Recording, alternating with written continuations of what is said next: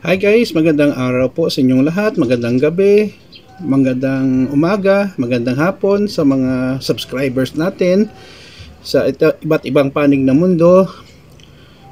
Welcome po kayo sa channel ko. Sa video natin ngayon, pag-usapan po natin ano ba ang dapat nating gawin kung ang YouTube channel natin ay na-hack. Nangyari po ito sa akin mga 3 days ago. Akala ko maguguho na ang mundo ko na hindi ko na ma-access ang Gmail ko, ang YouTube ko. And then nag-alala ako guys kasi baka ma-delete. At gagawa na lang ako ng bagong YouTube channel kung hindi ko siya ma-recover. Pero may pag-asa pa guys. Isi-share ko sa inyo sa video natin ngayon. So kung bago lang kayo sa channel ko at gusto nyong video na ito, paki-like lang po, share, and huwag kalimutang mag-subscribe. Bilang isang content creator, whether sa YouTube, Facebook, TikTok o ano pa mang social media, grabe po ang kailangan nating isakripisyo para lumago ang ating channel. Nagsa-start tayo, humingi tayo ng tulong sa mga kaibigan natin, sa kamag-anak, sa mga kilala natin para mag-subscribe sila. Nakakahiya po, aminin, nagawa ko rin yon out of desperation para ma-reach ko po ang 1,000 subscribers and 4,000 watch hours para maging YouTube partner po ako. Dumaan po ako yan sa ganyan na proseso. Sobrang hirap po. Akala ng ibang tao ang pagiging content creator ay madali. Madali siguro kung celebrity ka, athlete ka na kilala ka sa buong mundo or dito sa Pilipinas, gumawa ka na ng isang video or artista po kayo, mag-upload kayo, may manonood na sa inyo kasi celebrity kayo.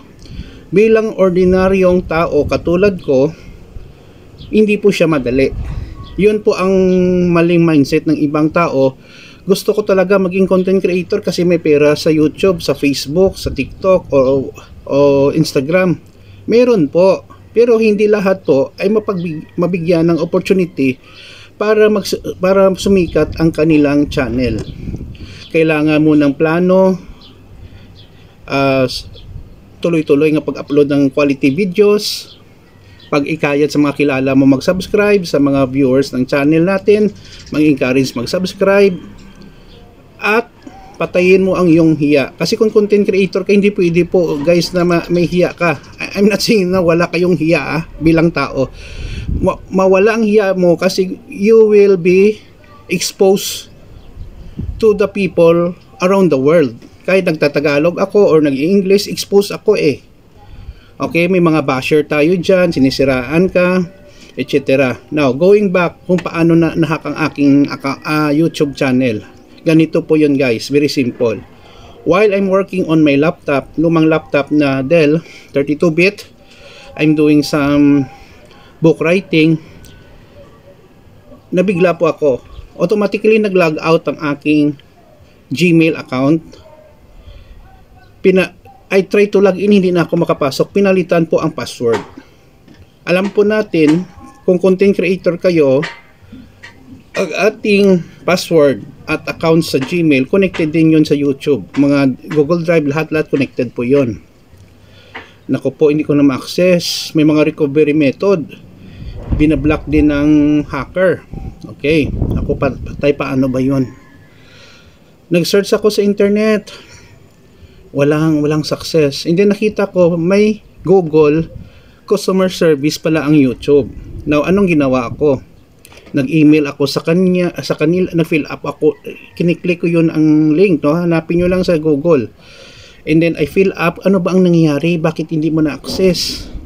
May mga verification sila, nagtanong sila kung may VPN kang ginamit, ano ba, may software ka na install, etc. Ang dami. After several hours, bumalik sila, nag-send sila ng email sa akin, ang Google Customer Service. They determine na ang website ko talaga ay na-hack. Okay, nag-email sila immediately, couple of hours. Yun po sila kabilis mag-reply. Na-hack daw. And then, ang ginawa ng hacker, nag-upload po siya guys ng mga videos, 3 videos, para ma-violate ko ang community guidelines ng YouTube. So, anong ginawa ng YouTube customer service? Dinilit nila ang 3 videos na in-upload ng hacker. So, binigyan po nila ako ng link para ma-reset ko ang aking password. So, binago ko ang password. Guys, ganito pala. Kasalanan ko rin. Huwag kayong gumamit ng password using English words at numbers na 1, 2, 3, 4, 5, 1, 2, 3. Madali lang yun matunto ng hackers. Gumamit kayo ng mga words na mahirap ma-hack. Katulad ng Tagalog words, bahay ko po, maganda ako. Kasi karamihan guys, 99.9% ng mga database na ginagamit ng hackers para mag-search ng username at password, English language. Kung gumamit kayo ng Waray, Ilonggo, Cebuano, Bisaya na mga words, and then combination of numbers, mahirapan po sila ma-hack ang inyong Gmail or YouTube account. Kasalanan ko yun kasi ang word na ginamit ko English yun at saka numbers madali lang tandaan, no? Yun po ang mali ko na sana po maiwasan nyo. Now, kung ang iba guys, no, makikita mo gumawa kayo ng password na combination of lowercase and special characters. Okay din yun. Kaso, ang problema guys, kung gumagamit kayo ng ganyan na mga style, what if nakalimutan mo na capital letters pala or uppercase, lowercase pala at mga special character, madali nating makalimutan. Now, sabi nila i-write down mo daw sa papel. What if nawala mong papel or nahack ang computer mo, nabasa nilang account mo, tapos ka. Gumawa na lang kayo ng mga password na kayo lang nakaintindi. Local dialect. Let's say, gusto nyo talaga, Poto Inconcinta, no? Example, Quezon City and Mandaluyong, ganon, mahaba, no? Hindi naman yun madaling tandaan, no? Naligo ako sa banyo, yun, mga ganon. Kumain ako ng adobo. Mahirapan ng hacker kasi wala naman word sa English na kumain tayo ng adobo. Yun ang mga suggestion ko guys. Pinalitan ko na yun. Okay? So, pagkatapos doon, nag-change ako ng password, na-access ko na ang email ko. After several hours, na-access ko naman ang aking YouTube account. Kasi nagsisend din ng notification ang customer service ng Google. Okay. Ang nangyari, nawala ang picture ko at mga contact details ko, kinuha ng hacker. So, binalik ko lang. So, ganun po guys, huwag kayong mag-alala kung na-hack ang inyong YouTube channel kasi may pag-asa pa guys. May pag-asa pa. Tandaan nyo lang guys, gumamit lang kayo ng strong password, kayo na lang bahala. Huwag na yung gumamit ng mga special character at saka mga underline, whatever it is, no? Kasi kung makalimutan mo, mahirap ma-recall. At saka sa Google, may mga recovery din sa phone mo, numbers, figures, marami silang options, no?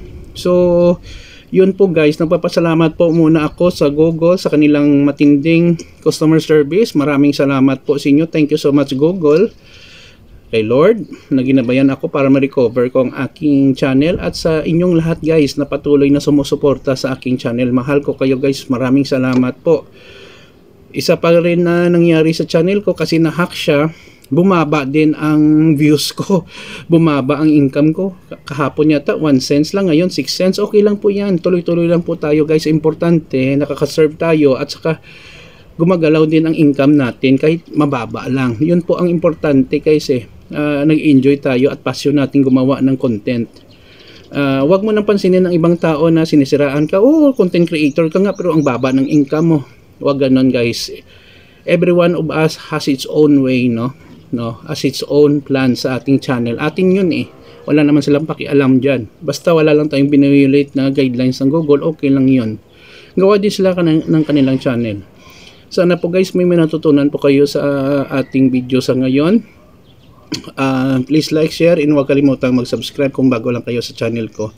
Ito naman pong kaibigan nyo si Jake. Paalam, I love you all. Ingat po tayo lagi. Mahalin natin ang Diyos, mahalin natin ang ating bansa at ang ating kapwa-tao guys.